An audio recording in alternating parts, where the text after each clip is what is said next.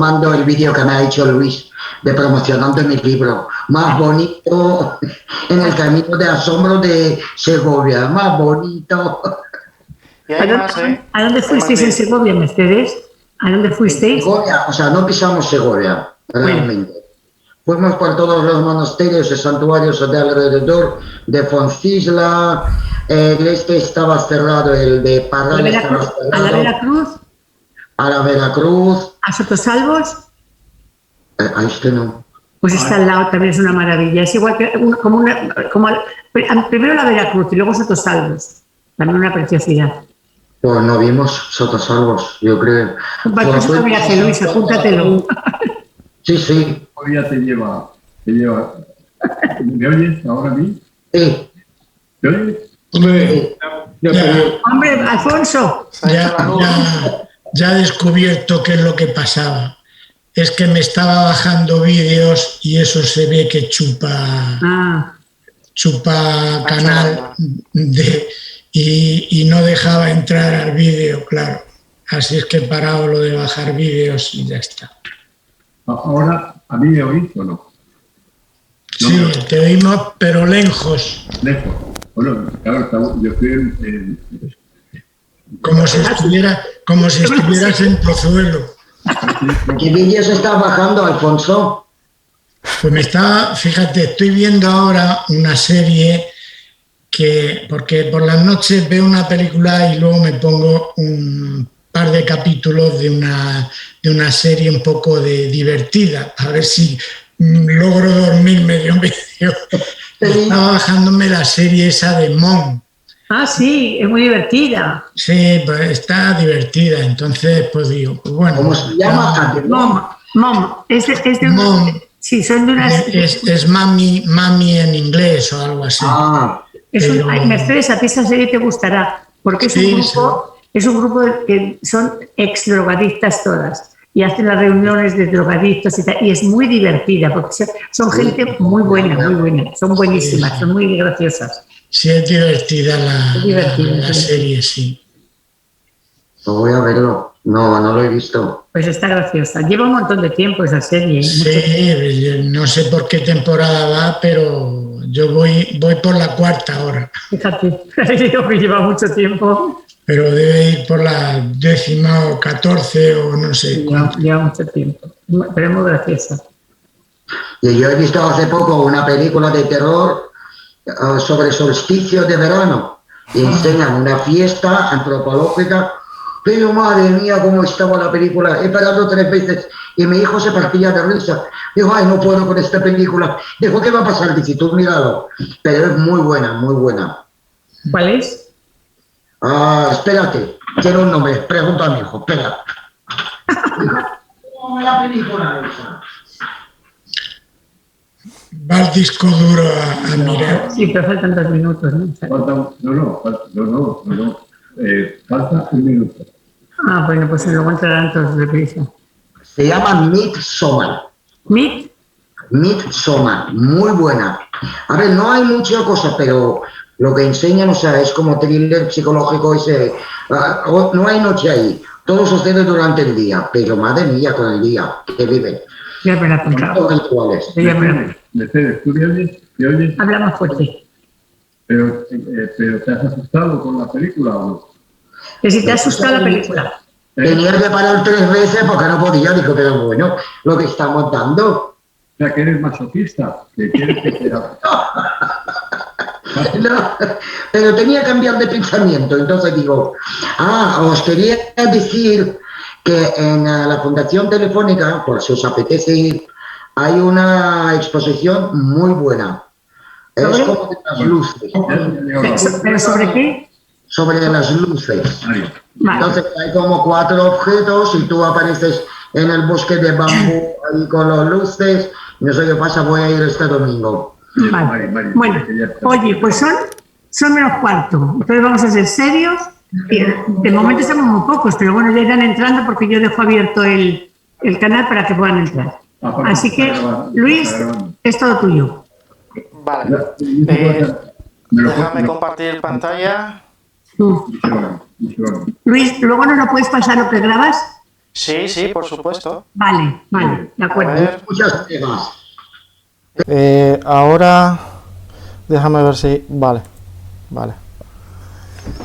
Bueno, antes que nada, quiero darle las gracias a todos por permitirme hablar aquí sobre un tema que me ha apasionado muchísimo sobre los últimos años y que tiene que ver con las orientaciones y alineaciones topoastronómicas de monumentos megalíticos e iglesias.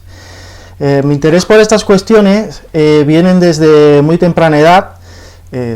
Pues siempre me ha atraído todo lo que tenía que ver con la astronomía, con la arqueología, con la historia en general.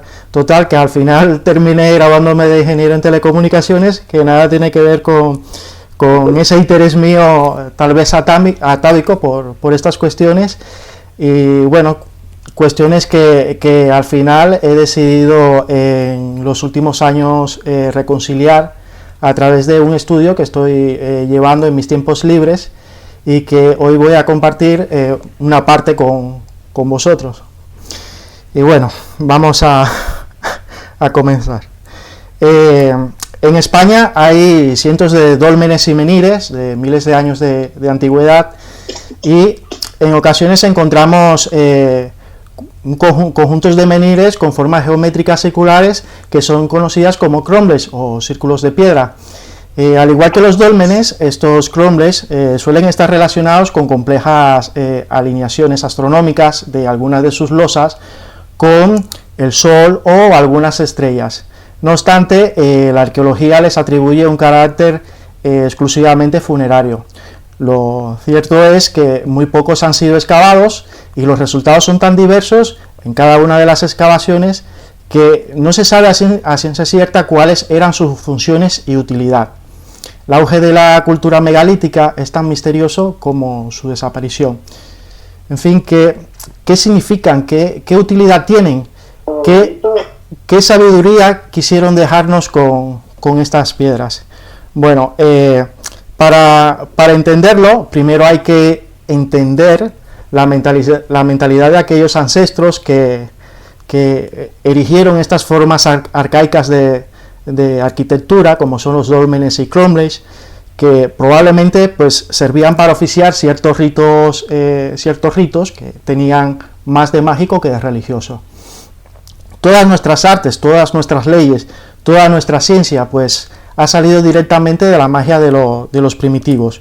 La música, por ejemplo, no es más que una parte del arte de los encantamientos. El teatro y la danza no son más que una desviación de las primeras ceremonias litúrgicas con carácter mágico.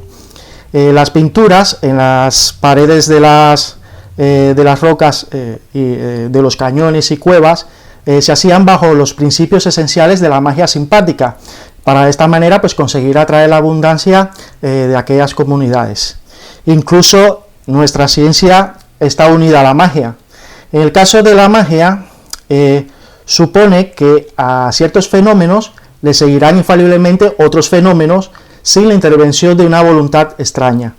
Lo mismo ocurre en la ciencia, que está fundada sobre el determinismo, que es la fe implícita en una realidad ordenada y homogénea. Aquellos brujos y chamanes no pretendían forzar los hechos, pero conociendo las secretas afinidades de los fenómenos naturales y el orden en que sucedían, se contentaban con imitar aquellos fenómenos que eran el antecedente constante del fenómeno deseado. Bajo este principio nace la alquimia y la astrología, que como bien todos sabemos derivan posteriormente en la química y en la astronomía. Los jefes de las primeras tribus fueron hechiceros, y aunque más tarde los jefes fueron guerreros, sus decisiones dependían del criterio y el visto bueno de los que poseían la potencia oculta. Es por ello que era sumamente importante para el brujo conocer los momentos exactos en que ocurrían los fenómenos. El control de los ciclos era la clave y era el propósito. Los ciclos de la luna, los ciclos del sol, los ciclos de las estrellas se convierten en una cuestión cada vez más importante para la supervivencia de la comunidad. pues la siembra, la recolección y la cosecha dependen directamente de los factores del clima y de la estación del año. Por ejemplo, si se siembra en una estación no apropiada o en una fase de la luna que no es la correcta, la cosecha puede sufrir infección por gusanos u otras plagas, o bien no se obtenía el rendimiento esperado. Quizás sea por ello que en aquellas comunidades, cuando dejaron las cuevas para adoptar el sedentarismo, una de las primeras construcciones que hicieron fueron estos dólmenes, en los que algunos tienen sus cámaras orientadas hacia las posiciones más extremas del Sol en el año, que son el solsticio de verano y el solsticio de invierno, y otros tienen orientada exactamente hacia el este para que coincidan con la salida del Sol en los equinoccios de primavera y otoño. Con lo cual es evidente que la utilidad del monumento no solo se limitó a oficiar prácticas funerarias, sino que además hay un interés astronómico y de control del calendario, un interés quizás propiciado por el hechicero de aquellas comunidades para tener un control de sus observaciones. Resulta curioso que en la actualidad algunos nombres de estos monumentos megalíticos hacen referencia a terminologías tales como brujas o hechiceras. Es como que el imaginario popular relacionase de manera instintiva los antiguos hechiceros y brujas con estos dólmenes.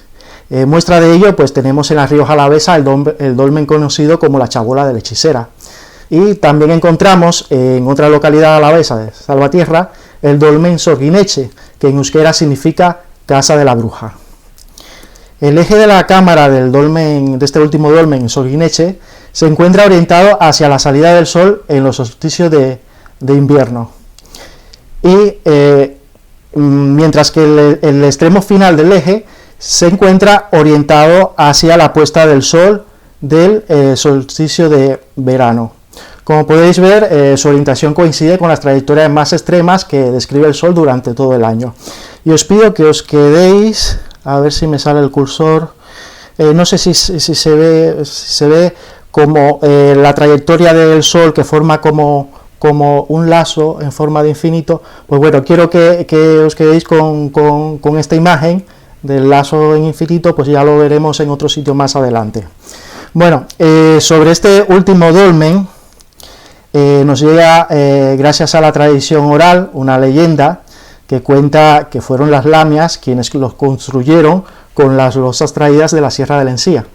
Las lamias son unos genios femeninos vascos de la mitología vasca, que son consideradas como grandes arquitectas de crombles, de dólmenes y puentes. Según esta leyenda, las lamias de extraordinaria hermosura, que moraban en la fuente del Esao, en el Guior, iban el día de San Juan hasta este dolmen a peinar sus largas cabelleras con sus codiciados peines de oro. Sentadas juntas arriba del dolmen, esperaban muy coquetas a que algún mancebo ingenuo pues pasara por allí. Esta es una bonita leyenda que nos da interesantes pistas. Yo me quedo con la idea de que realmente lo que estaban esperando las señoritas lamias sentadas sobre aquel dolmen era la puesta del sol del solsticio de verano. Ahí lo dejo. Para estudiar mejor estas cuestiones que no tienen nada de casual, empezaremos por entender qué significan los conceptos de orientación y alineación, y para ello vamos a definir algunos grupos importantes. El primer grupo lo vamos a denominar orientación topográfica o astronómica, y el segundo grupo, que vemos también aquí en la diapositiva, lo vamos a llamar alineación astronómica. Pues el primer grupo de orientación topográfica o astronómica, lo que se pretende es clasificar aquellos monumentos según la orientación del eje de la planta principal de ese conjunto, sobre todo en aquellos casos en que estas orientaciones pudieran estar condicionadas por factores topográficos o astronómicos, como anteriormente hemos visto con el caso del dolmen de Solguineche, que la orientación del eje de su cámara se correspondía a la salida y puesta del sol en los solsticios de verano. Lo propio también es aplicable en el caso de un edificio, como por ejemplo una iglesia. Aquí en la diapositiva pues mostramos un plano de la planta de la iglesia San Bartolomé en Cañón de Río Lobos, en Usero, Soria. Y bueno, aquí la orientación de la planta se ve que está condicionada por eventos celestes, y en otros casos pues esta orientación se debería también a otros elementos, como puedan ser la topografía del terreno, como picos de montañas, llanos, etcétera. En cuanto a la alineación astronómica, que es el segundo grupo, con este grupo lo que se pretende es clasificar aquellos monumentos en los que ocurren proyecciones de luces y sombras entre uno o más elementos que forman parte del conjunto arquitectónico respecto al paso de un cuerpo celeste en un momento determinado, que es cuando se produce la alineación. Y esto ocurre independientemente de la orientación que tenga el eje de la planta de la construcción. Un ejemplo sería los dos testigos de un cromlech, que cada cierto tiempo pues presentan una alineación como el Sol u otro cuerpo celeste. O en el caso de una iglesia como el que estamos viendo aquí, que también es la ermita de San Bartolomé, cuando los rayos del Sol atraviesan la saetera del ábside para iluminar en un momento concreto del año algún elemento de importancia del templo, como pudiera ser una estela, que es el caso de este ejemplo que os pongo, o en otros casos puede ser un altar, o en otros la representación de un santo u otro objeto relevante dentro de la iglesia. También existe un tercer grupo que, aunque no es objeto del tema que voy a tratar aquí, sí me gustaría definirlo porque ya lo veremos así por encima en uno de los ejemplos más adelante, y al cual yo suelo llamar alineación topográfica, el cual, como su nombre lo indica, se trata de dos o más enclaves que son contemporáneos en el tiempo y se encuentran alineados sobre el terreno. En ocasiones estos enclaves se forman una constelación de curiosas formas si se mira sobre un mapa, pero bueno, esto es tema para abordar en otra conferencia, en otro momento. Y también me gustaría categorizar los diferentes factores que intervienen y que influyen tanto en la orientación de algunos monumentos y proyecciones de luces y sombras que pudieran ocurrir dentro de los mismos. Aquí tenemos tres factores fundamentales, que son el factor topográfico, el factor astronómico y el factor topoastronómico.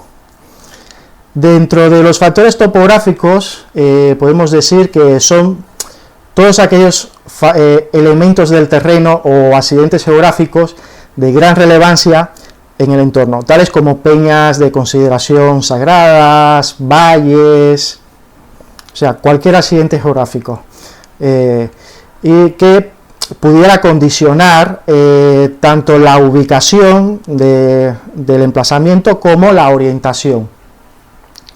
Los factores astronómicos tienen que ver con todos aquellos cuerpos celestes que, debido a su posición en función del tiempo, son utilizados como marcadores temporales, ya que en su paso por el firmamento llegan a coincidir con elementos de referencia en estructuras que pueden ser naturales o artificiales.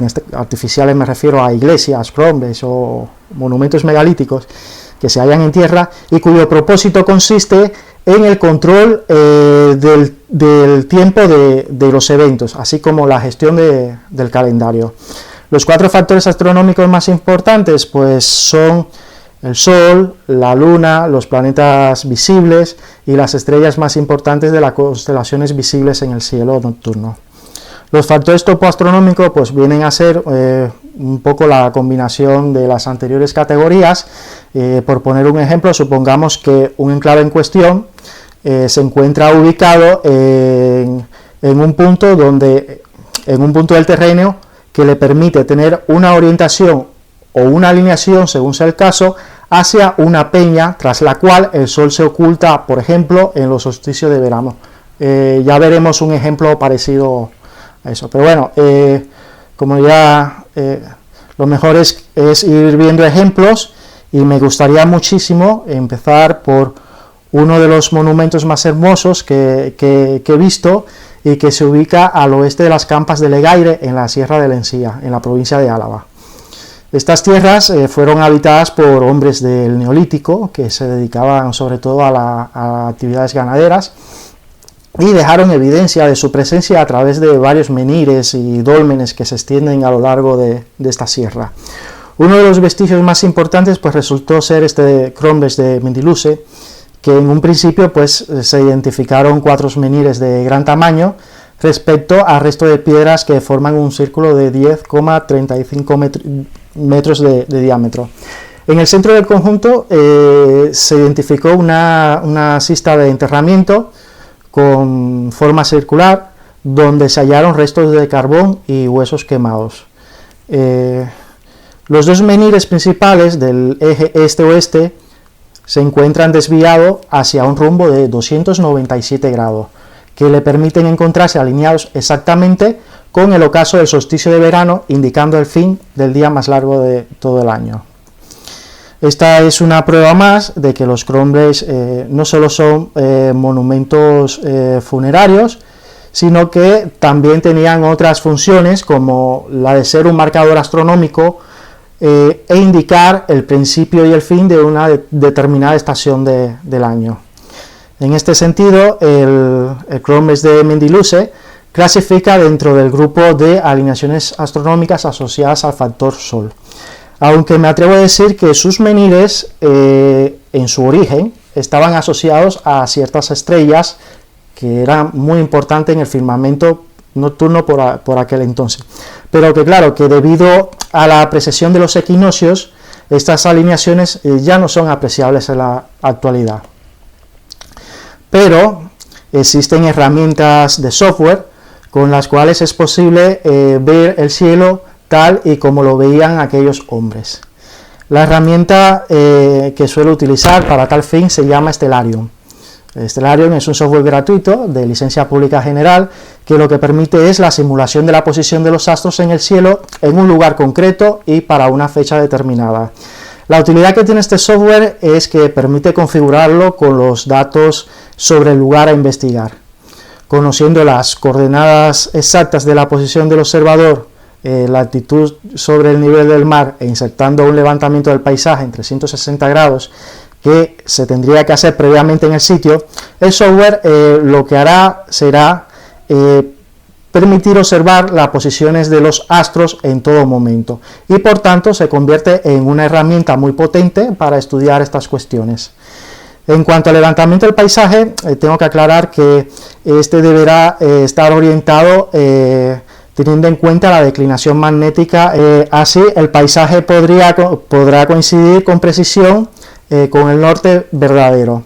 Para el estudio he creado el siguiente paisaje desde una vista a 4,3 metros del menhir, ubicado en el extremo oeste, para apreciar mejor las alineaciones.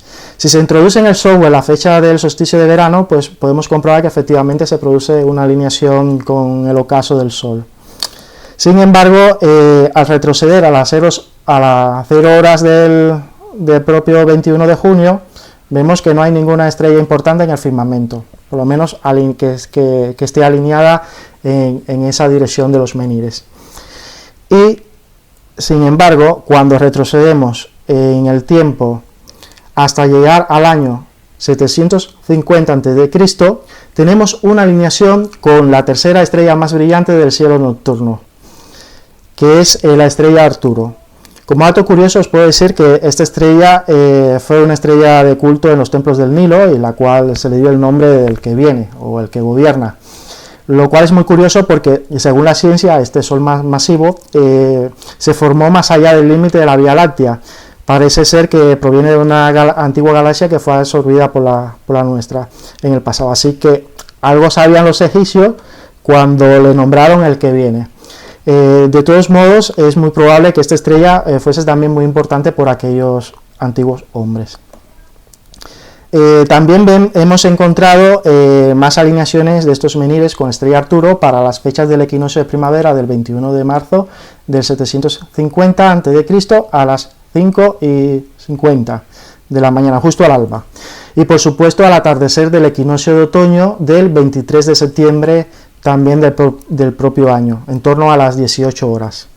Con lo cual, por aquella época, cuando se veía al alba la estrella Arturo alineada con estos menhires, significaba que llegaba la primavera. Cuando se veía a medianoche alineada sobre estos menhires, significaba que empezaba el verano. Y cuando era visible en el ocaso, tras el ocaso, hacia esa dirección, significaba que llegaba el otoño. Sin embargo, en el solsticio de invierno, el 21 de diciembre, no existía alineación con la estrella Arturo, sino con otra estrella, con la estrella Polus. Polus es la estrella más brillante de la constelación de Géminis. A ver, bueno, me he olvidado de las diapositivas. Aquí está Polus, el 21 de diciembre. Esta estrella era asociada con la prosperidad y las celebraciones, y al final el fin de los días más largos de oscuridad del año siempre ha sido un motivo de festividad en todas las culturas. Y bueno, quiero concluir este ejemplo con los resultados de la datación por carbono 14 de los restos encontrados en la Sista, los cuales arrojan a una antigüedad de 2700 años, con un error más o menos de 60 años, lo cual ubica el periodo oficial en que se construyó el Cromlech de Mendiluse en torno al 750 a 690 a.C. En fin, vemos que estos resultados coinciden con la fecha en que estos menhires se alineaban con la estrella Arturo y Polus. Y continuamos con más ejemplos. El siguiente ejemplo es el santuario de Gastiburu, que es uno de los emplazamientos más raros de toda Europa, y que lo tenemos aquí mismo, lo tenemos en Vizcaya, muy cerca de Guernica, a tan solo 870 metros al suroeste de otro yacimiento arqueológico muy importante, el Castro de Arrola. Este santuario se compone por dos conjuntos de estructuras. El primer conjunto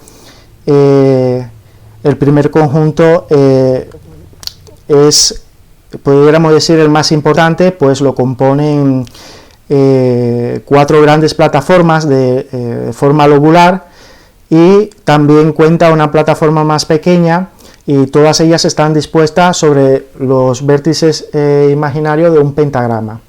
El segundo conjunto lo integran 3 pequeñas plataformas circulares en dirección este, que aquí en la foto no son apreciables porque ha crecido la hierba y no se puede ver. Y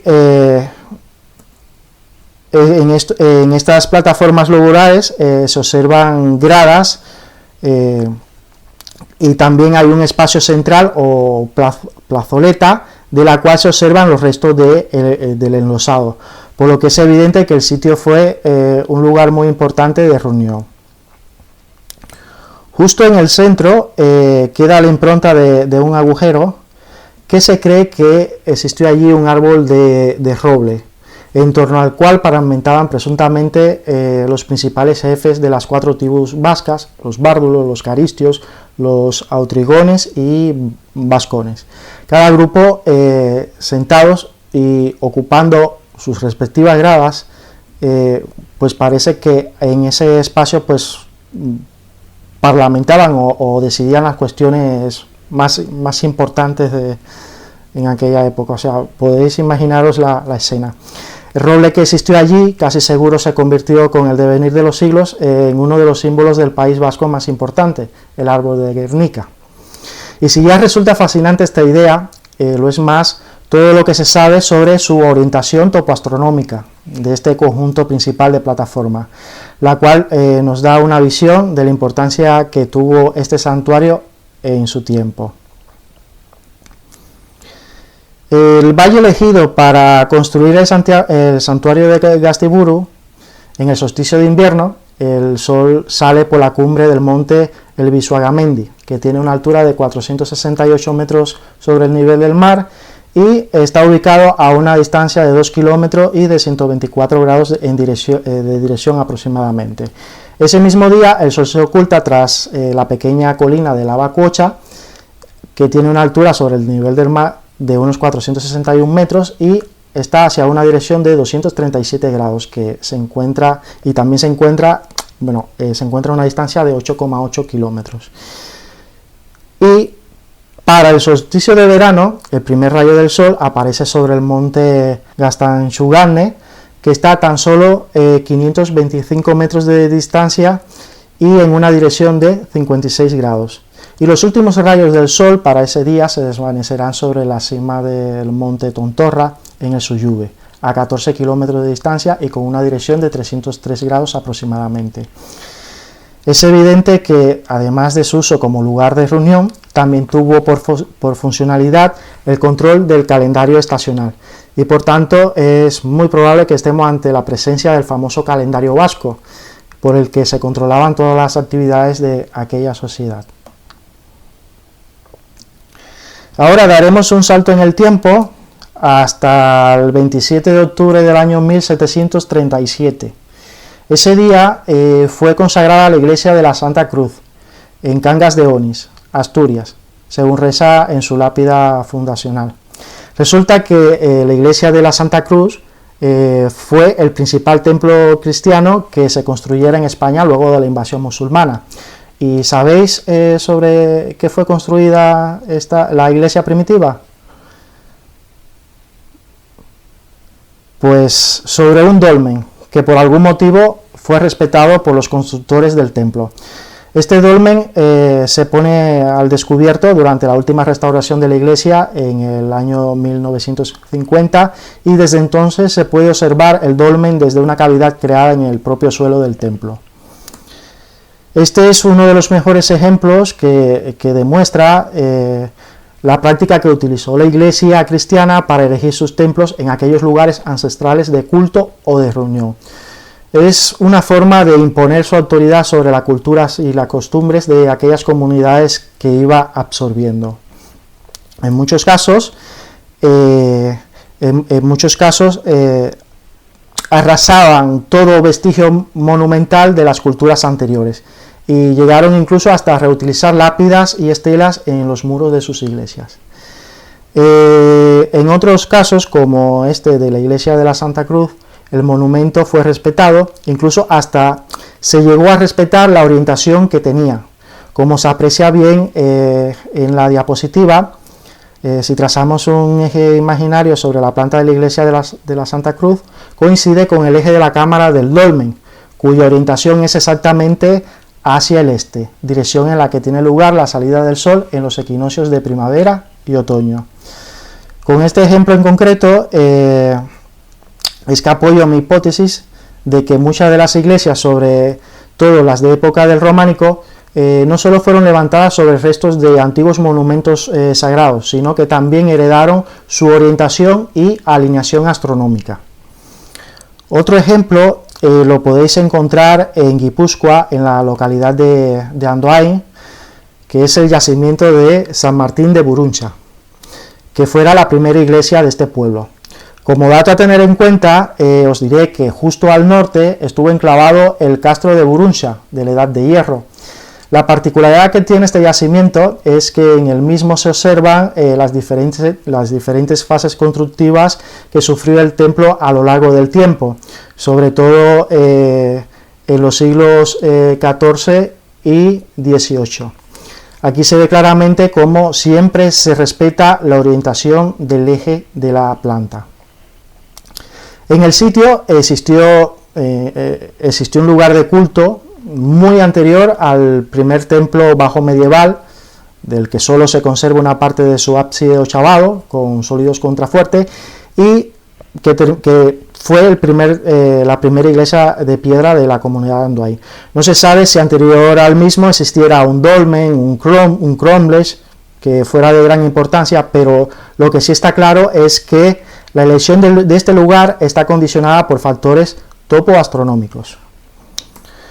Y para empezar, el eje de la planta de la nave está orientado próximo a la salida del sol en el solsticio de verano por el valle y coincidiendo con la cumbre de Peñas de Haya.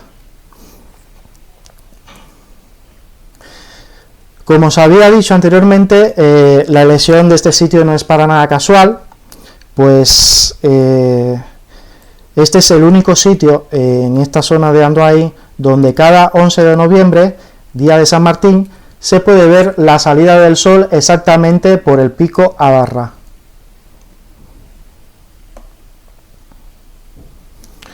Como vemos aquí en esta simulación, vemos salir el sol por el pico de Adarra. El 11 de noviembre es una fecha especial que se remonta al paganismo, pues ese día hace referencia al fin del año agrícola y el comienzo de uno nuevo. En el siguiente ejemplo vamos a complicar un poco el tema con cuestiones numerológicas asociadas a factores astronómicos y profundizar en su relación con elementos decorativos y demás representaciones iconográficas que encontraremos en algunas iglesias del periodo románico. Bueno, para ello vamos a analizar la ermita Santa María de Tobera, en Álava. Esta ermita es considerada como una gran exponente románico rural, pero lo que casi nadie cuenta, quizás porque no se sepa, es su relación simbólica con el número 7, número que estará representado por la cantidad de canecillos presentes en esta ermita. Es ampliamente conocido que este número, el 7, ya era venerado en la antigua Babilonia porque hacía referencia a las 4 fases de la luna para mesurar el tiempo, y cada uno de los cuales cada una de estas fases pues tiene una duración de 7 días. De ahí que se asocie la idea de la septena con el periodo lleno o completo, en referencia al ciclo lunar de 28 días, con el concepto de todo un acabado perfecto, cuya consumación divina es representada por el número 10. Bueno, todo ello es consistente en un único número, el 7. Desarrollaremos matemáticamente esta idea de una forma muy simple para que se vea.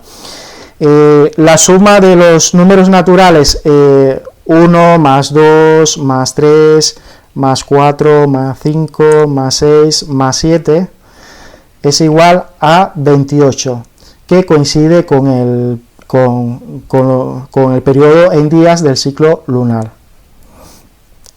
La condensación numérica de 28 es igual a 10. Si sumamos 2 más 8 es igual a 10. Como vemos, el número 7 cumple con este principio.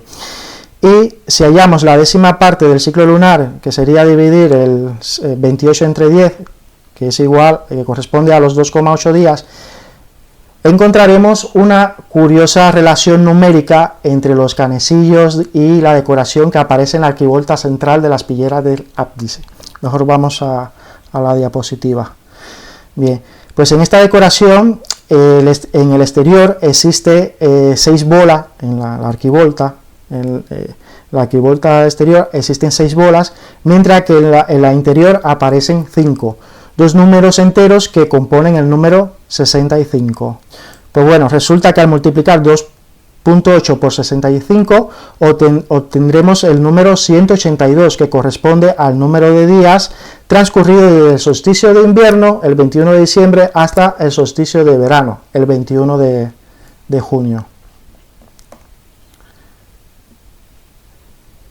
Por otra parte, el eje de la planta de la nave tiene una orientación de 65 grados, que también coincide con el número que componen las 6 bolas exteriores y las 5 bolas del interior.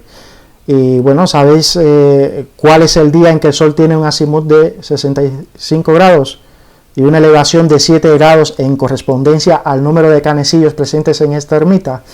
Pues el solsticio de verano, cada 21 de junio, momento en el cual un rayo del Sol atraviesa la aspillera del ábside e incide sobre algún elemento ubicado en la trayectoria de estos rayos sobre el eje de la planta, que aún no ha sido determinado el punto exacto donde incide en la la proyección de los rayos del sol.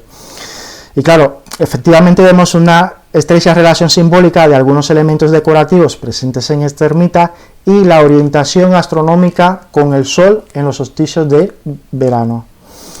Gracias a esta orientación de la ermita con los solsticios de verano, es posible encontrar, por ejemplo, una interpretación a su iconografía, concretamente aquella cuya temática obscena encontramos representada en algunos de sus canecillos, ya que, al igual que en otras culturas, festejaban este día debido a su asociación con la fertilidad, la cosecha, el deleite de la siembra y, en fin, la cumbre de la vida espiritual.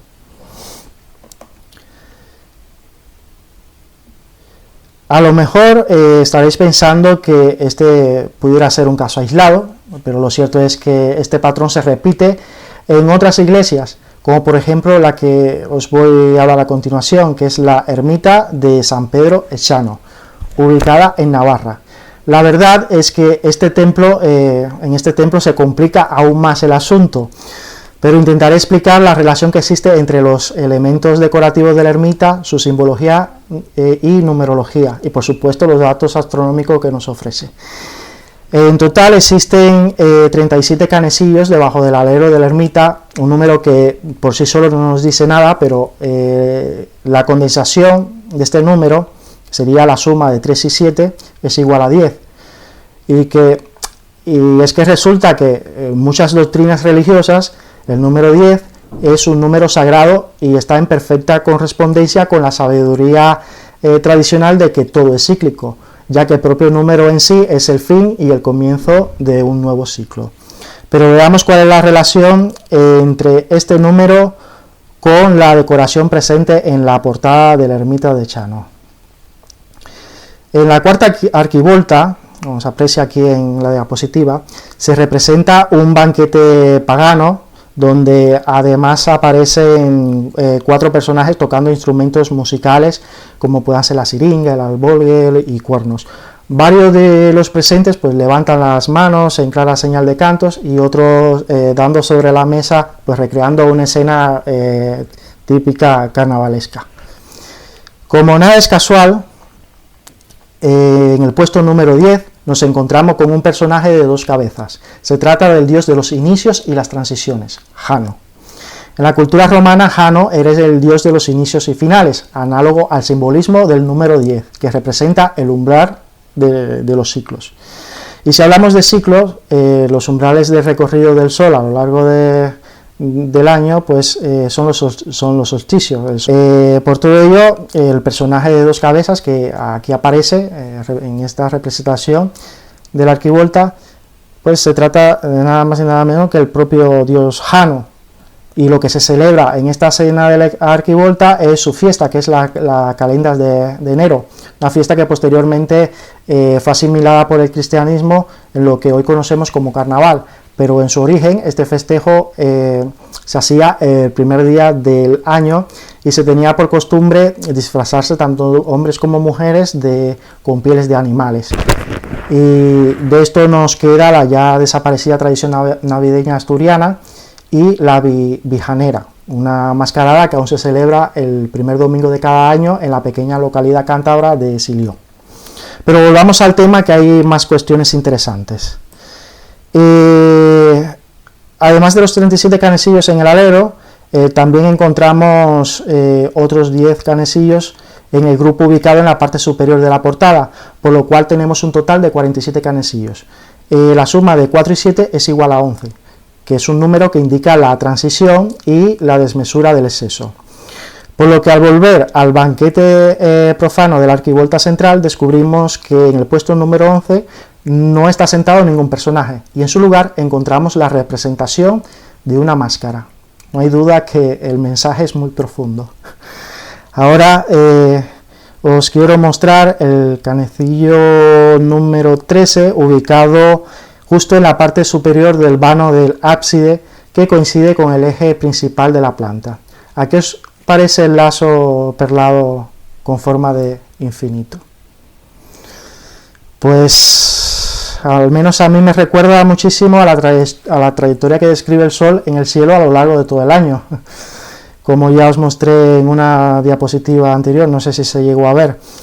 Pues bueno, al contar el número de perlas que aparecen en este canesillo, que son 64, podemos caer en cuenta que este número corresponde exactamente con el ángulo de inclinación del eje de la planta con respecto al norte.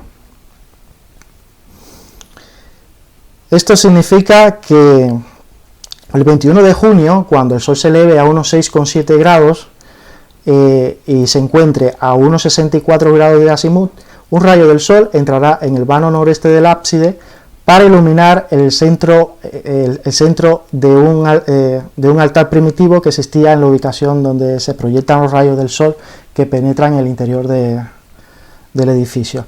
A partir de este momento los días serán más cortos y las noches más largas.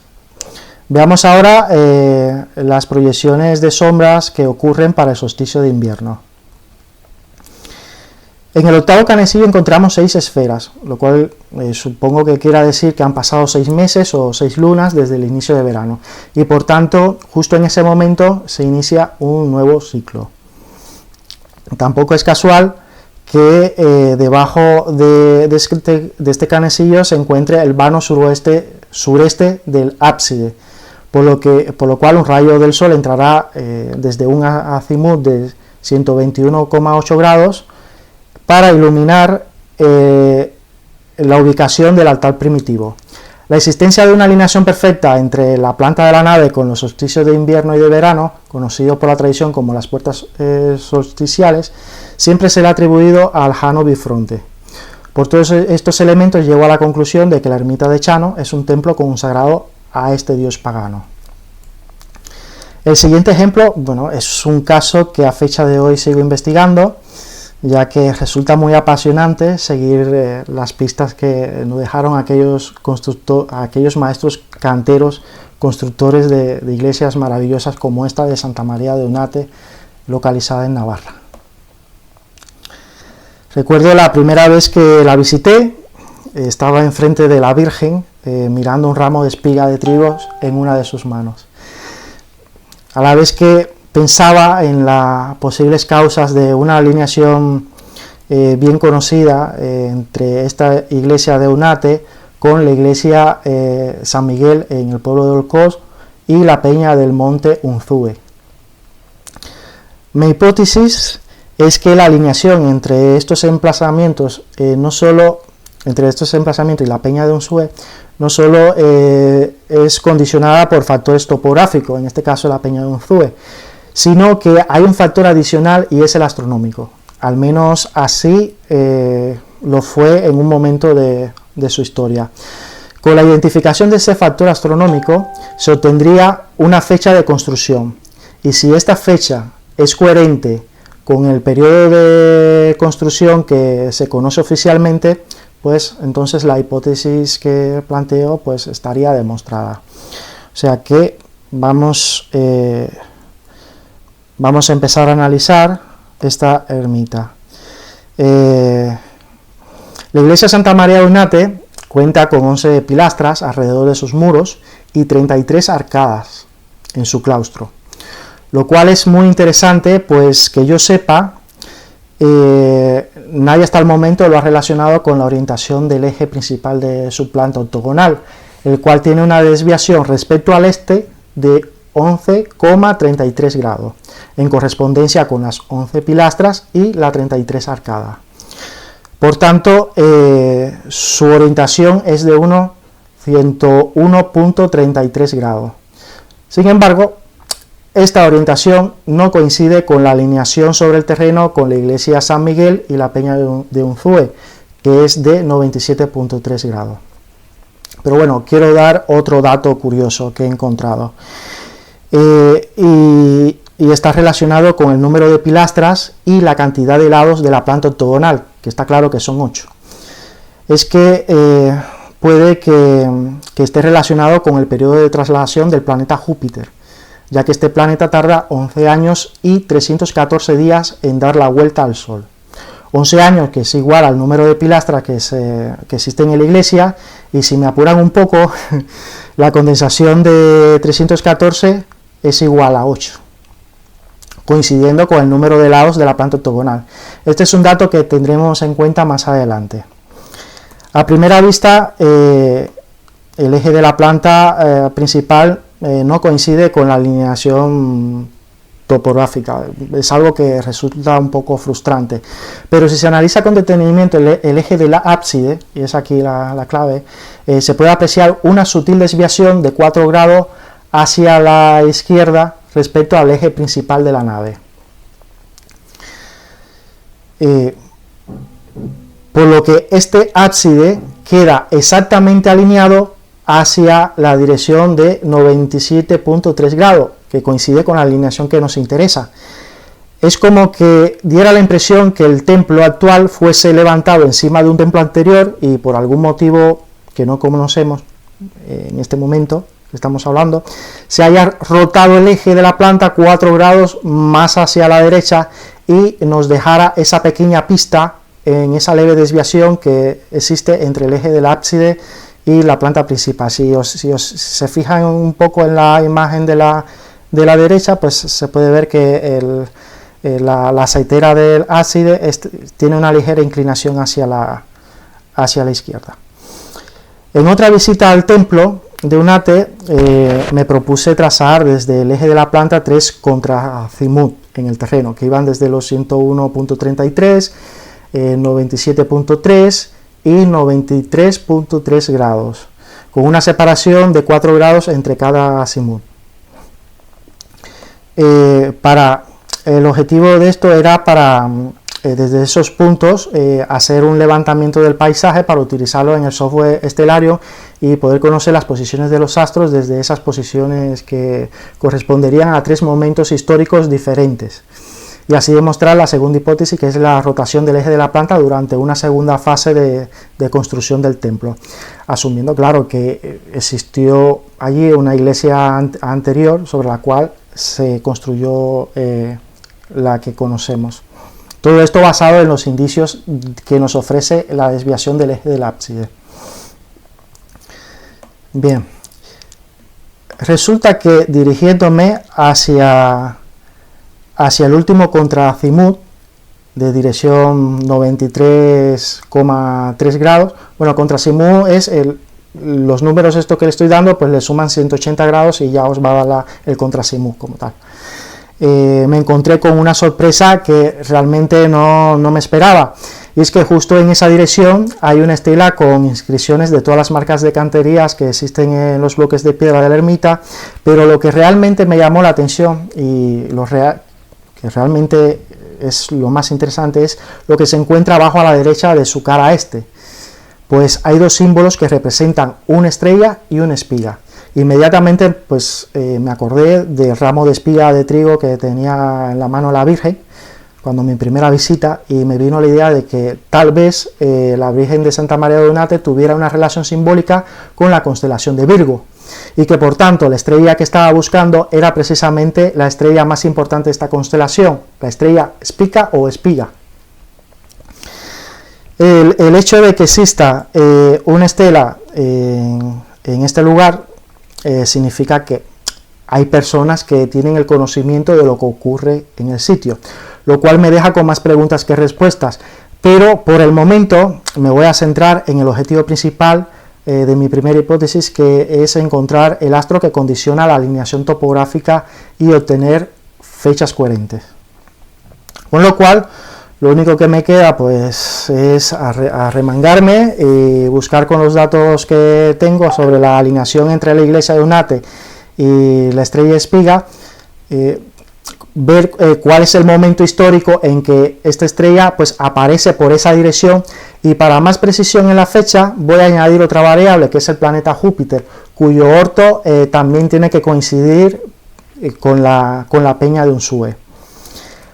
Pues la fecha en que estos 2 astros coinciden su salida para una dirección de 97.3 grados es el 18 de marzo del año 938. En la diapositiva se observa el orto de la estrella Espiga para esta fecha, y en la siguiente se observa la salida de Júpiter exactamente por esa dirección. Este evento celeste será único al menos durante un periodo de tiempo de 25.776 años, que es el ciclo de la precesión de los equinoccios. La salida de la estrella Spica se va a ir desplazando hacia la derecha con el paso de los siglos.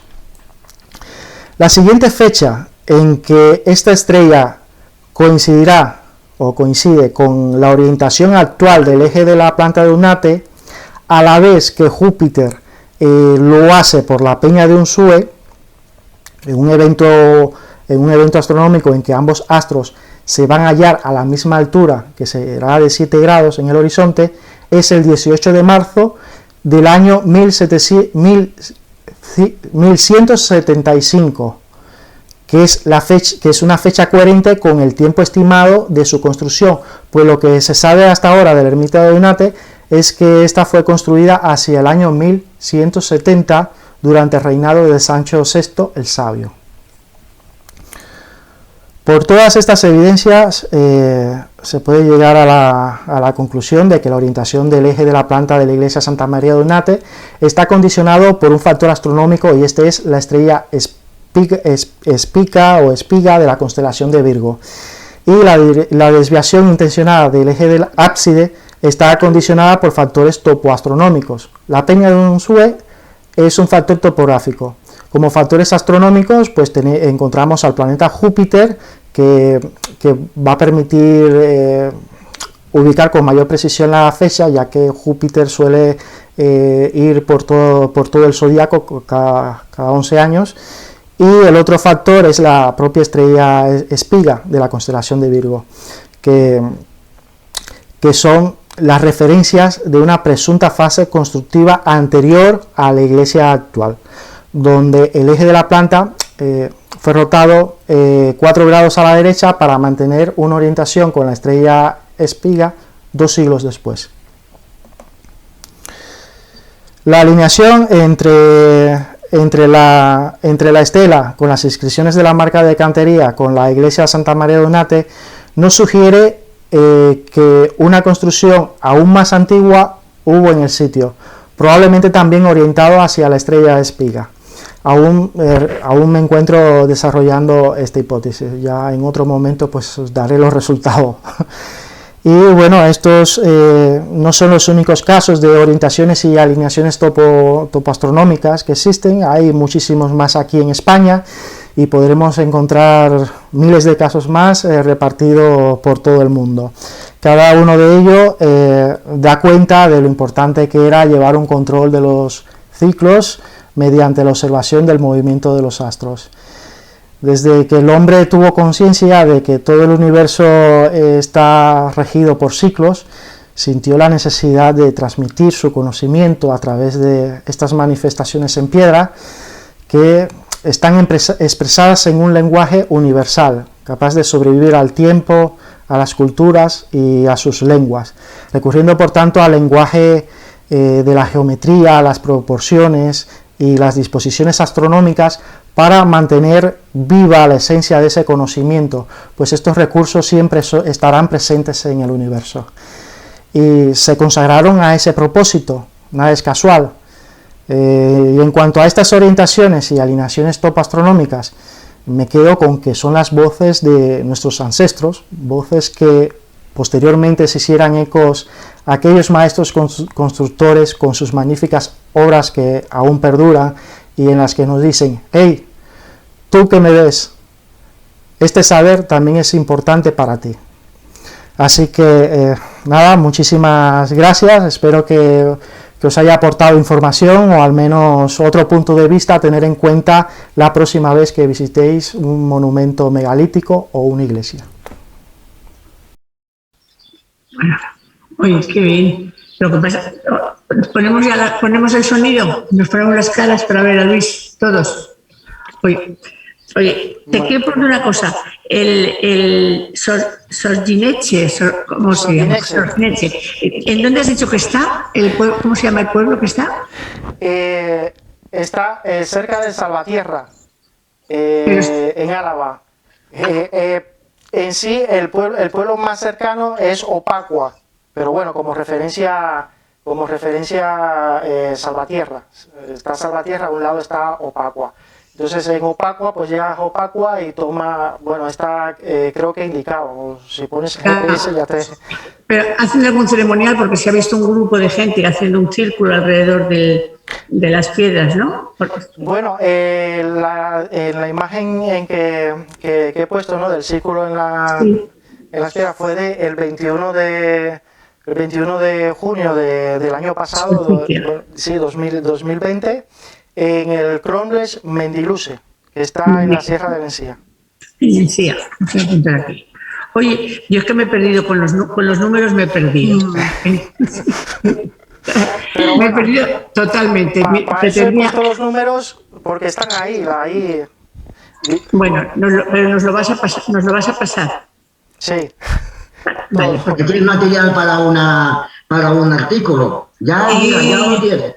Sí, porque es que sí, no, pero es que es un poco arduo lo de tanto número y tanto. Ahí me he perdido un poco. O sea, somos dos. Esto, claro, porque lo he querido así condensar, ya luego, pues si queréis podéis verlo con calma, ir parando e ir viendo los datos, pero bueno, todos esos números lo he buscado yo, o sea, con la brújula he estado allí, lo he topado, luego también con el Google Maps, que ayuda muchísimo.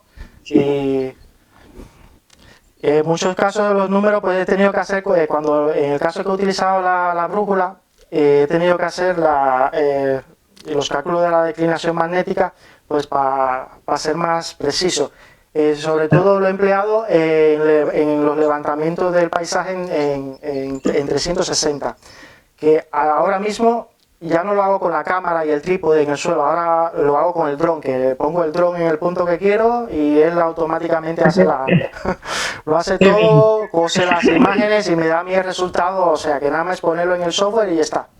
Y claro, luego tengo que introducir las correcciones, ¿no?, de la dirección, pero bueno, eso es lo de menos. Oye, veo que te has centrado mucho en Álava, Navarra, Cantabria o Asturias, ¿no? Sí, pero también estás especializado en esa área, ¿no? Por lo que veo. En Soria, por ejemplo, he estado y he encontrado en la ermita de San Bartolomé, bueno, es la reina de las alineaciones. No la quise poner aquí porque no bastaría una conferencia, necesitaría una conferencia solo para la ermita de San Bartolomé. Bueno, pues lo merece. Claro, pues ya está, ya tenemos una prevista fenomenal. Oye, otra cosa, la estela que nos has dicho que está con las marcas de cantero, que está cerca de un ate.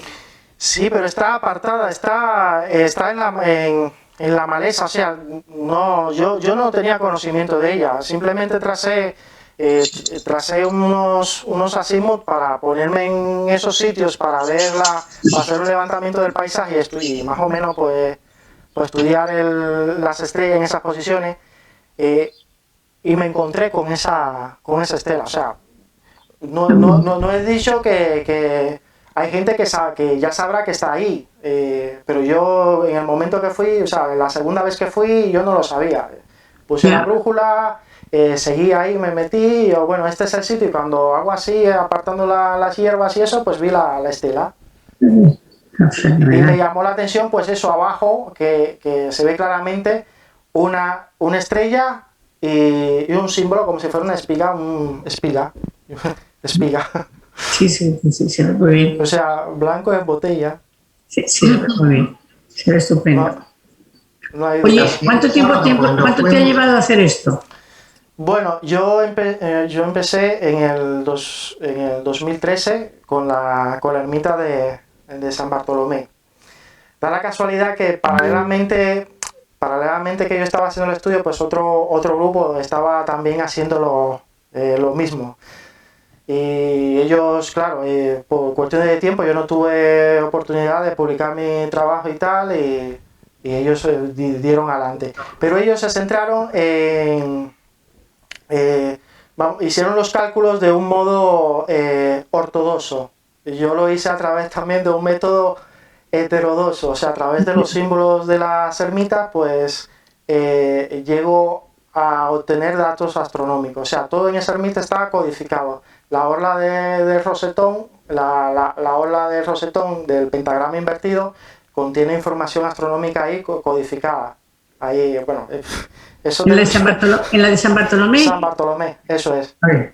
Qué bien. No, es increíble San Bartolomé. Entonces, claro, yo llego a los mismos resultados que ese grupo llegó de forma ortodoxa. Yo llegué a los mismos resultados, pero de una forma heterodoxa.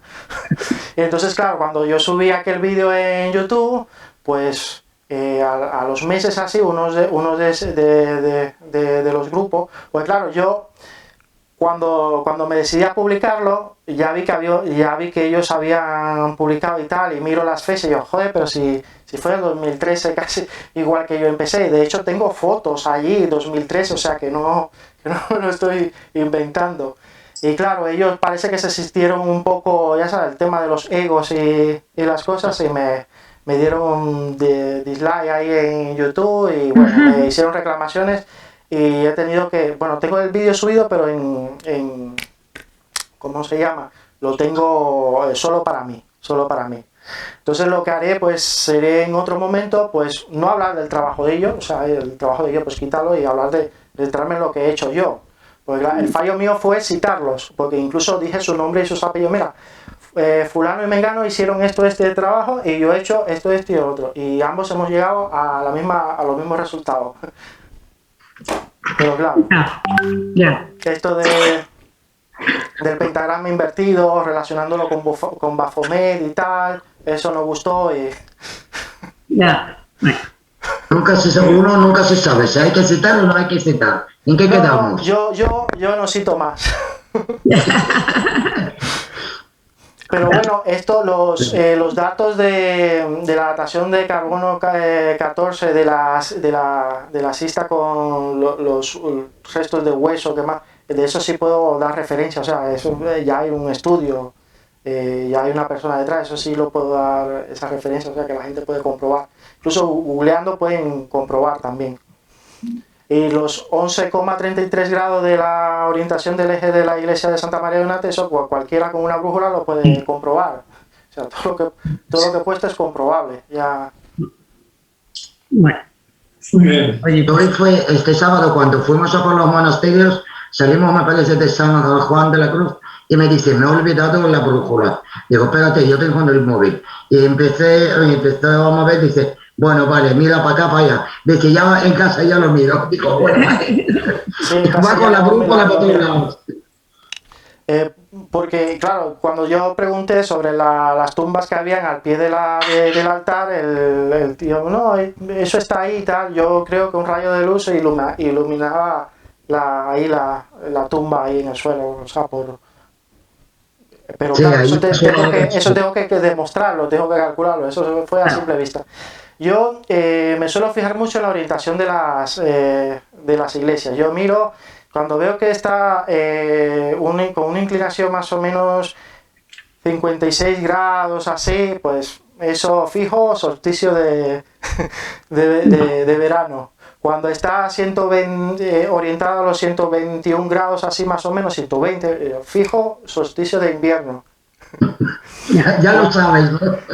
O sea, no. Y luego, pues hay elementos dentro de esas iglesias que hacen referencia a los grados de orientación del eje de la planta. Como vieron ahí en la ermita del Chano, justo ahí hay un canecillo con una forma así de infinitos, o sea, son como entrelazados así, y tiene 64 bolitas. Con 2 bolitas, esos son grados. ¿Las bolitas son grados? Sí. Sí. Cuando hay rosetones que tienen puntas, o sea, tienen un nombre estas puntas, que tienen puntas indicando hacia el interior, es que por ahí pasa la sol, o sea, que hay una alineación con el sol. Cuando hay bolas en los canecillos, hace referencia a la luna. Bueno, esas son cosas que he ido mirando así, que me he ido dando cuenta según voy visitando y tal. O sea, todo tiene relación. Bueno, oye, pues para después del verano nos tendrás que preparar una con San Bartolomé y si has estudiado las de Segovia, la Veracruz y todo eso, pues mételas en el grupo, porque son impresionantes. ¿Sabes que en Veracruz no funcionó? A nosotros no, el péndulo. No donde me digas. dicen que se vuelven locos. Sí. No funcionó nada. O sea, Estaban dos chicas haciendo nada de nada. ¿Sabes qué me dio gracia, Mercedes? Que tú ibas con que joder, este lugar es muy poderoso y tal, y yo te saqué el detector ese de campo magnético y eléctrico, y yo, pues ve a ver. En la Veracruz, Para todos lados. en la Veracruz es más potente el piso de arriba que el de abajo.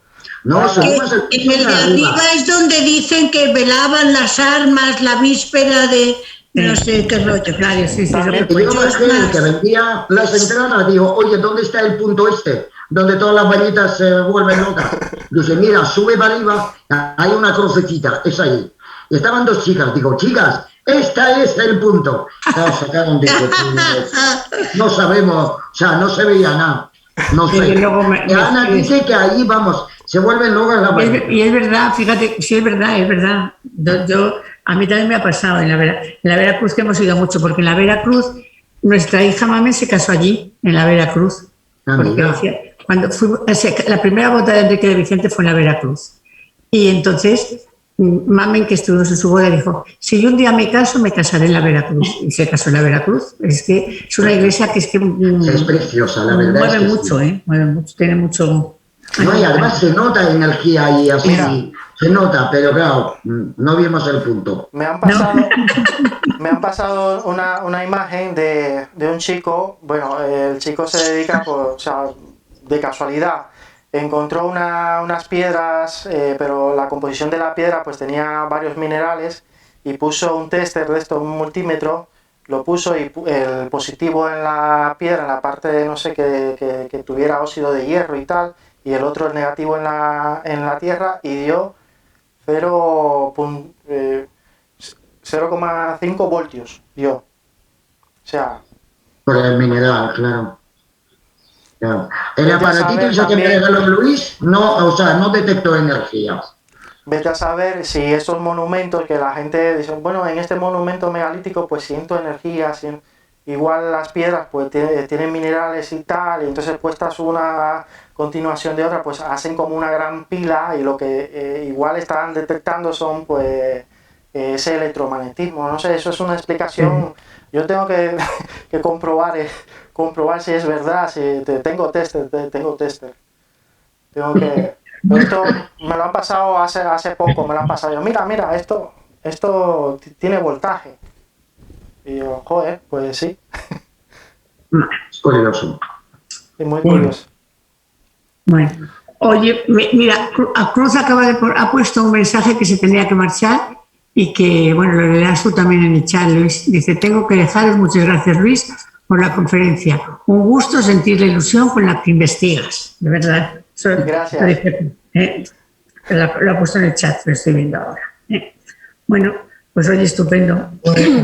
Muchísimas gracias. Perdona. Muchas gracias. A ver, Alfonso. Que a ver si no hace Luis una lista, como eres nuevo, una lista de las cosas que has investigado, porque podría ser muy interesante para todos, y decirte, pues mira, de esto nos tienes que hablar. Es verdad. Escucha, Alfonso, él tiene el canal de YouTube donde pone todas sus grabaciones y lo que hace. Son unos vídeos impresionantes con drones, con no sé qué. Entonces ahí habla un poco. Y tienes muchos ahí. De hecho, yo siempre comparto sus vídeos porque son impresionantes. Si queréis ampliar más sobre estos temas que he abordado hoy, pues ahí tengo los vídeos en los cuales me explayo ahí por completo y pongo más información de la que he brindado aquí en la conferencia. Ahí podéis consultar. Pues entonces lo que nos tienes que hacer, porque claro, ya los mayorcitos empezamos a decir, joder, otro vídeo. Y ya empezamos. Entonces, haznos un índice diciendo Esto es lo que tengo puesto en internet. Y luego a petición, y luego a petición. Y luego ya pues nosotros vamos justo a lo que más nos interesa, porque habrá cosas que sí que nos llamen mucho la atención y otras que dicen, bueno, pues está bien, pero vale. Yo estoy categorizando, estoy haciendo listas de reproducción, por ejemplo, esto de las orientaciones astronómicas y tal, yo lo tengo en una lista de reproducción, o sea que si te interesa este tema, pues busca la lista de... Oye, Luis, ¿y cómo se llama tu canal? Senda Mágica. Senda Mágica. Ah, Senda, una senda mágica, vale. Pues lo buscaremos. Así no te tenemos que exigir tanto, sino que lo vamos viendo ya nosotros. Pero luego le pedimos más. No, claro. El problema es que nos podemos perder, porque yo cuando entro en algunos canales de estos que tienen mogollón de vídeos, veo uno, veo dos, veo tres, ya al cuarto digo ya, ¿por dónde voy? Entonces, por eso yo te pedía como un favor que nos hagas como un índice, de decir, mira, temas que yo he tratado y vídeos que yo he subido, que eso a ti te lleva medio minuto hacerlo. Se lo recordaremos, se lo vamos a recordar, ¿eh, Mercedes? Sí, vamos a decir, Luis, ¿dónde podemos ir de excursión? Mira, ya te lo dejé indicado, Soria, en Soria hay que ir, de todo. Soria tiene mucho. Bueno, pues ya tenemos dos personas que nos vayan diciendo cosas. Tenemos a Luis y tenemos a Ana, que son los que nos van diciendo sitios buenos. Claro. Bueno, oye, pues muchas gracias. Oye, qué puntuales somos, qué barbaridad. Bueno, el próximo jueves le toca a Paz Fernández Sesta. Ya os avisaré. El misterio de las esferas de piedra. ¡Tachán! Qué bueno. Ramos se levanta. Bueno, nos están llamando a la puerta. Ramos va a ver quién es. Bueno, besos a todos. Besos. Gracias. Virtuales. Adiós, Luis. Gracias. Adiós a todos. Muchas gracias, Luis. Muchas gracias. Hasta el jueves. Hasta el jueves. ¿Quién es?